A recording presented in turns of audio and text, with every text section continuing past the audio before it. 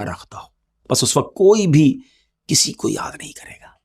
ناظرین، اتنے سارے اعمال ہوں گے، انسان کی پوری زندگی کے اعمال، ان میں نیکیاں بھی ہوں گی، گناہ بھی ہوں گے، مگر فرسٹ آف آل سب سے پہلے میزان پر کیا رکھا جائے گا؟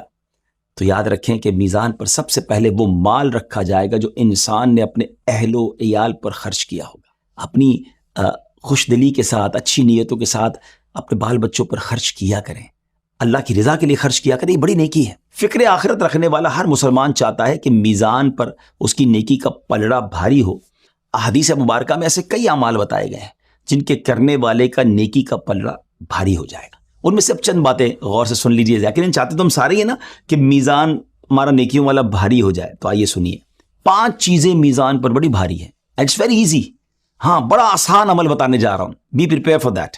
لا الہ الا اللہ، اللہ اکبر، سبحان اللہ، الحمدللہ۔ نمبر 5، مسلمان کی نیک اولاد جو فوت ہو جائے اور وہ ثواب کی امید پر صبر کرے، کسی کی اولاد کا انتقال ہو جائے اور والدین جو ہے اس پر صبر کریں، یہ بڑے کمال کے کام ہے اور یہ میزان پر بڑے بھاری ہیں۔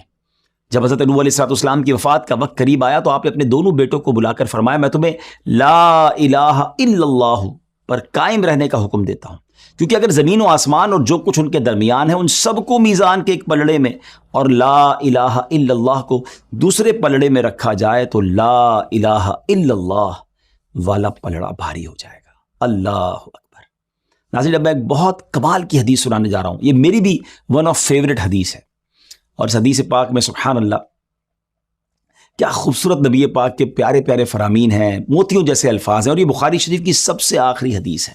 آقا علیہ السلام نے فرمایا، کلمتان خفیفتان علی اللسان ثقیلتان فی المیزان حبیبتان الی الرحمن، ہے نا موتیوں جیسے الفاظ ہیں۔